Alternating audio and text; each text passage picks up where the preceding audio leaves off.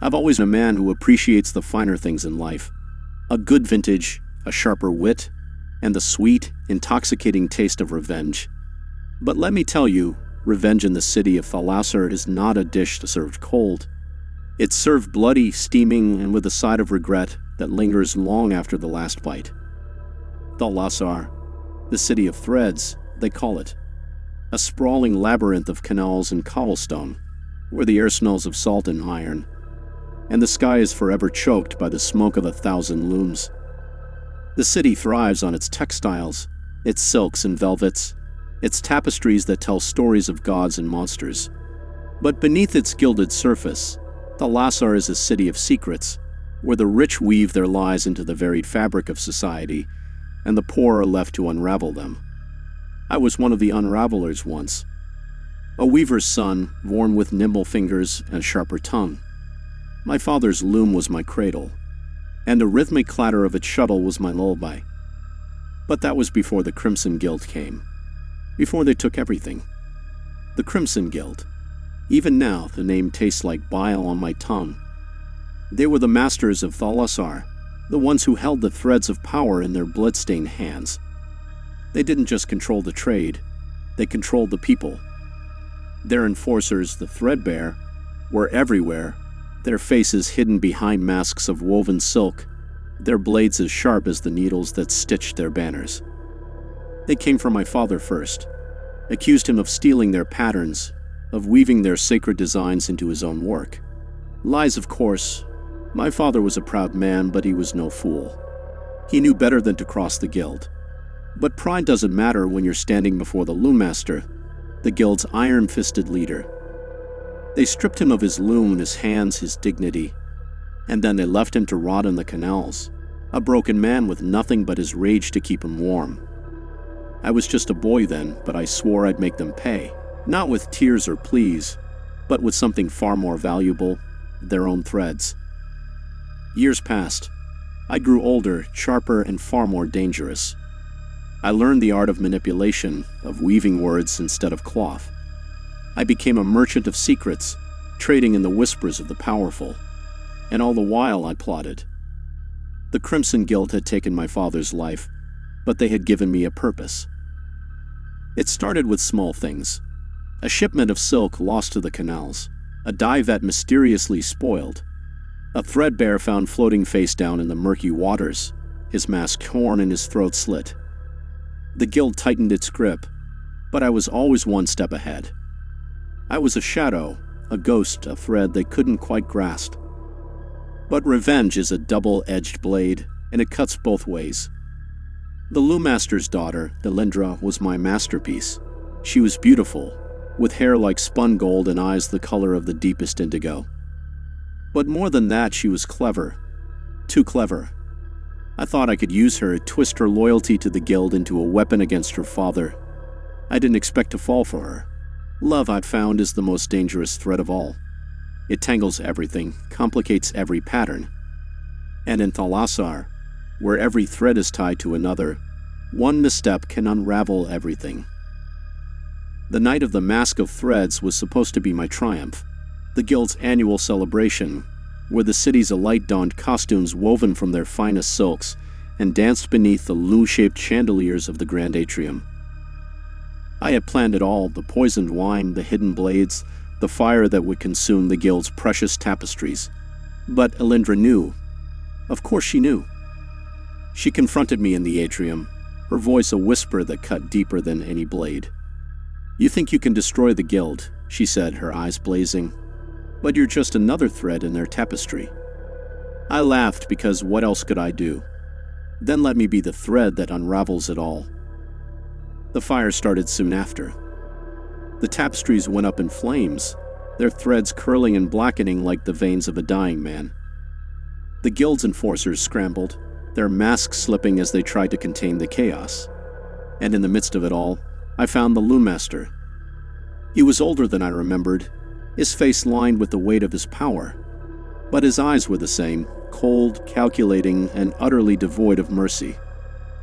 "You think this changes anything?" he sneered. "The guild is eternal. It will outlast you, outlast us all." I didn't answer. I didn't need to. The blade in my hand spoke for me. But as I stood there, the Lumaster's blood staining my hands, I realized something. Revenge doesn't bring closure. It doesn't fill the void left by what you've lost. It just leaves you with more threads to unravel.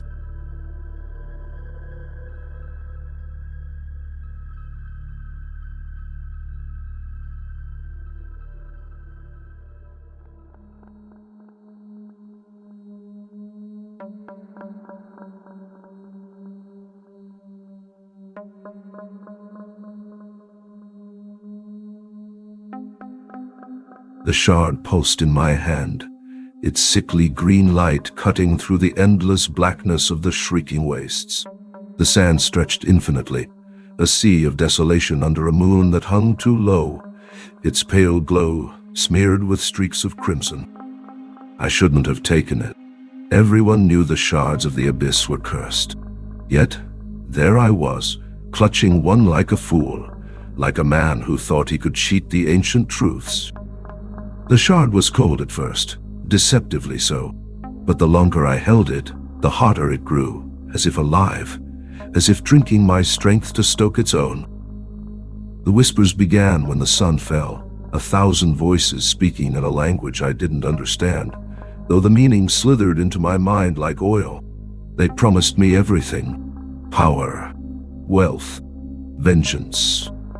The desert was alive with sound, howls and shrieks carried by the wind, which scoured my skin like shards of glass.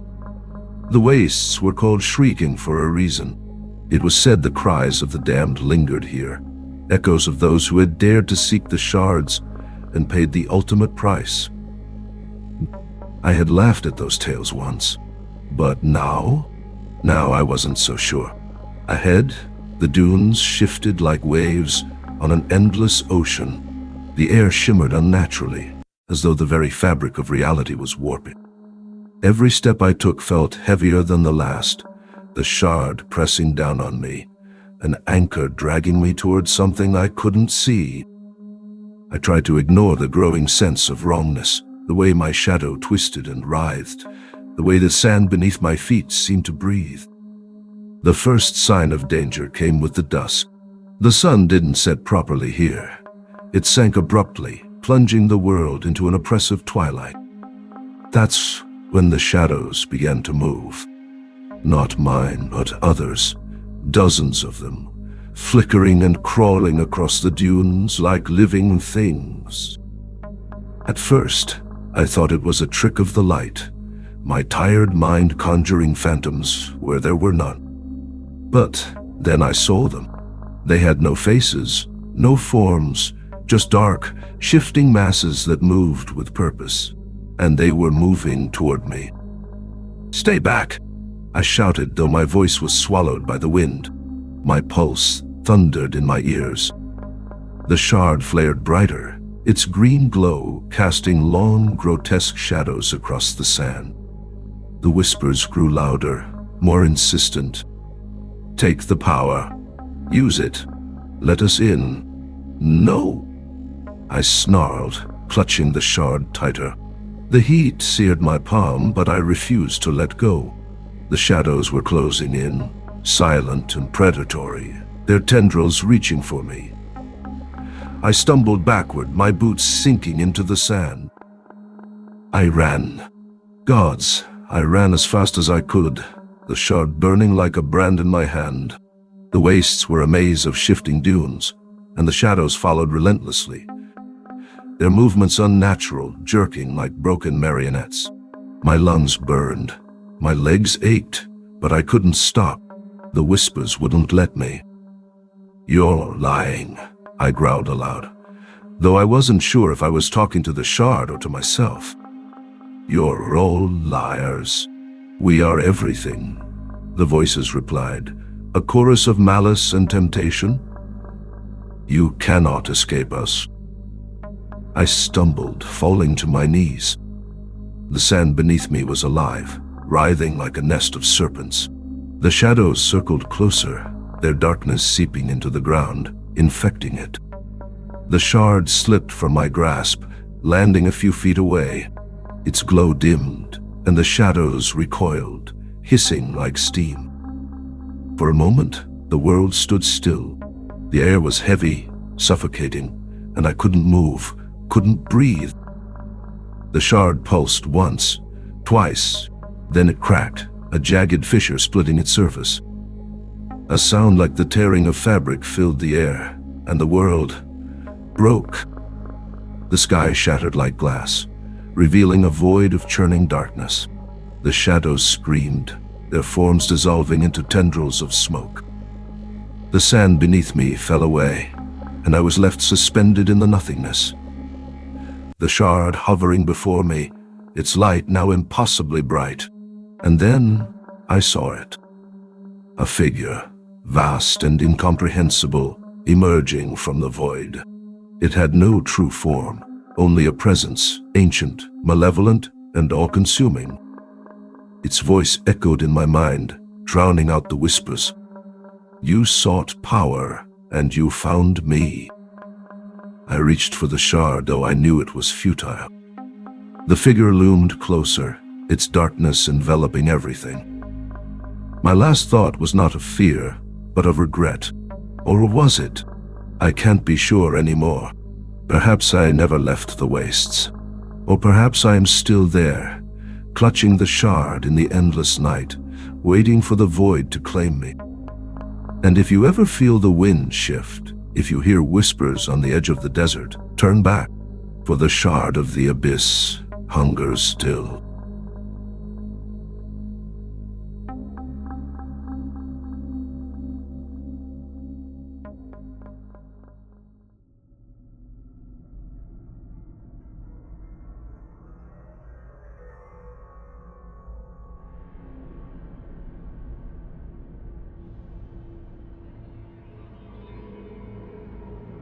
The fragment of Ithil's soul was mine. Jalinor Dyrus, Archmage of Esmelida, the one who turned the City of Darkness into my personal forge of power. The obsidian towers that cast shadows over the poor, the weak, and the forgotten are now mine.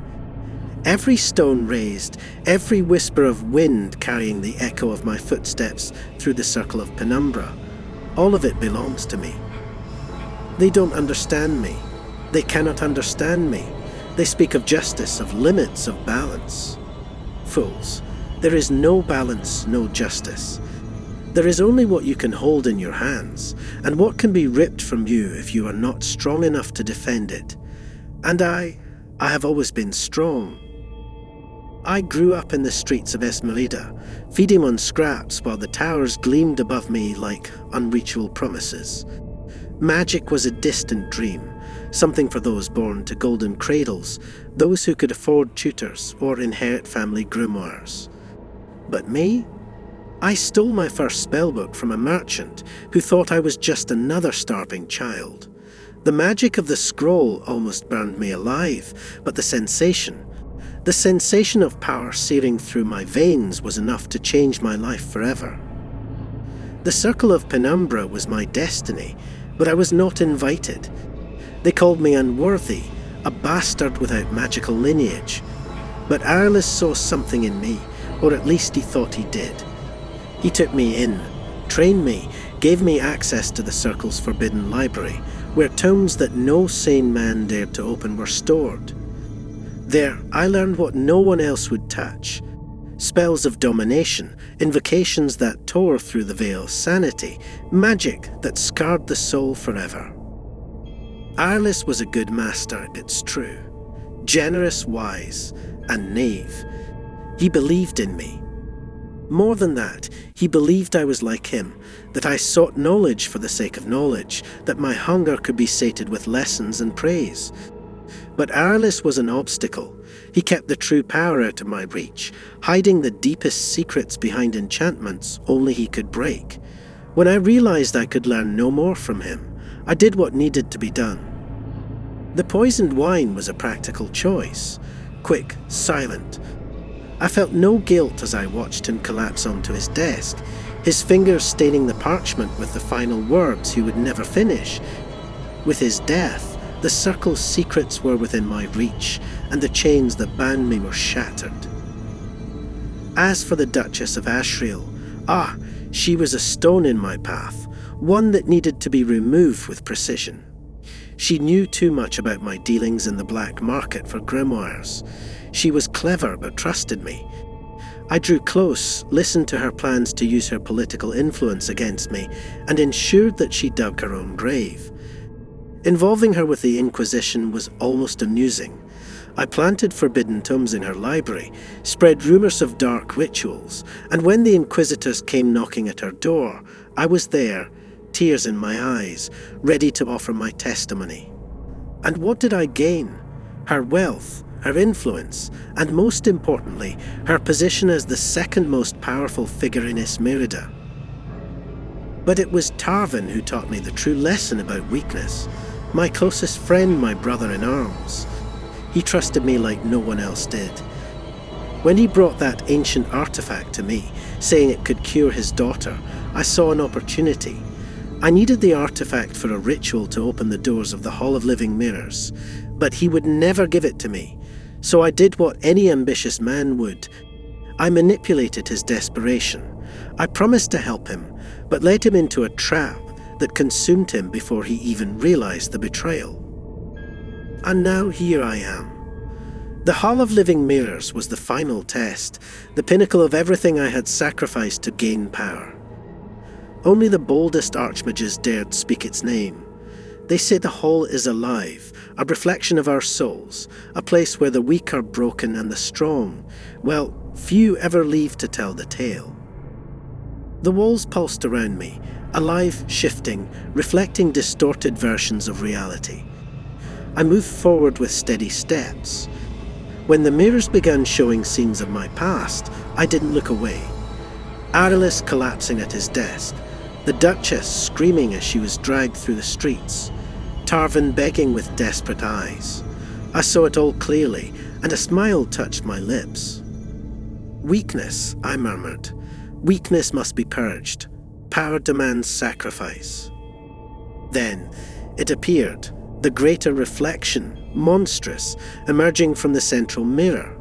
My distorted self. At first, I felt the heat of anger, the sting of fear. But as I looked into the eyes of that grotesque figure, I felt something else. Admiration. He wasn't my enemy, he was my essence. "I am you," he said. And he smiled, as though he knew something I was only just beginning to understand. When the fragment of Ithel's soul glowed in my hand, I understood. Everything had been worth it. Every life, every lie, every betrayal. I am not a villain, I am necessary. The peace I felt was not the hollow calm of fools, but the certainty of true power. I left the Hall of Living Mirrors with a steady step, the entire city before me, shaped by my hands. Let them speak of monsters, of shadows, of madness. Let them whisper my name with hatred. I have achieved what all desire, but few dare to seek. I am Jelenor Dyrus, and now I am eternal.